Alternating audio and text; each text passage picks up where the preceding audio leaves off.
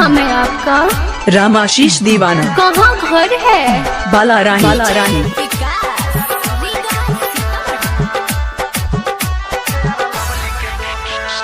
अभी आप सुन रहे हैं तेनवाही से माँ दुर्गा म्यूजिक की प्रस्तुति। अपन दिल क्या दे, अपन दिल क्या दे, अपन दिल क्या दे, छोड़िया हमारा नाम खोल देबो फेयर लवली के दुकान।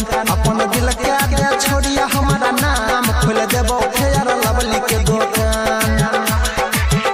अपन दिल क्या दे, अपन दिल क्या दे, अपन दिल क्या दे, अपन दिल क्या दे, रखबो तोरा बनाई के अपन जान खोल देबो फेयर लवली के दुकान। अपन दिल क्या दे, छोड़िया हमारा नाम खोल देबो फेयर लवली के दुकान, खोल देबो फेयर लवली के दुकान। हेलो, के बजे छी? रामाशीष दीवाना। की हाल चाल है? डीजे विकास,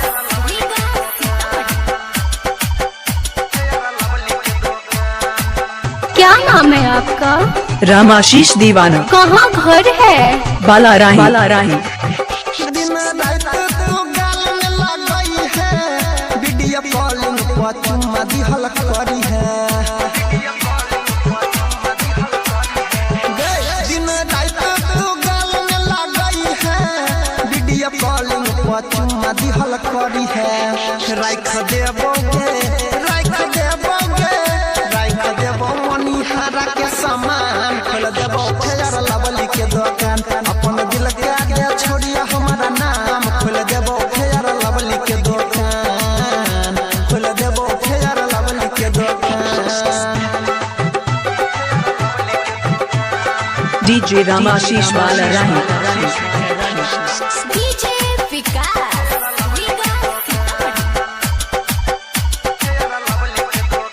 हेलो, के बजे छी? रामाशीष दीवाना। की हाल चाल है? बाली लिपस्टिक नहीं कम तोरा पड़तो, आ जवन खोजबे आगे सब तोरा मिलतो। क्या नाम है आपका? रामाशीष दीवाना। कहाँ घर है? बालाराही। बालाराही। कम तोरा पड़तो, आ जवन खोजबे आगे सब तोरा मिलतो। गे पुराई देबो, गे पुराई देबो, गे पुराई देबो सब यार मान खोल देबो फेयर लवली के दुकान। अपन दिल क्या दे, छोड़िया हमारा नाम खोल देबो फेयर लवली के दुकान, खोल देबो फेयर लवली के दुकान। डीजे रामाशीष दीवाना बस्ती बालाराही। डीजे विकास,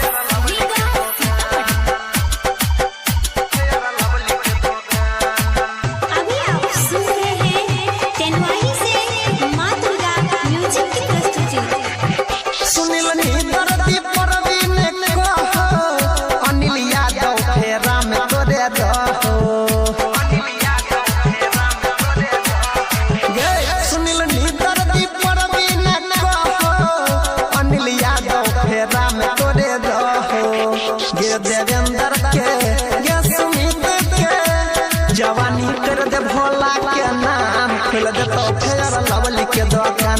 डीजे विकास छौ तोरे लहरान खोल दे तो फेयर लवली के। क्या नाम है आपका? रामाशीष दीवाना। कहाँ घर है? बालाराही। बालाराही।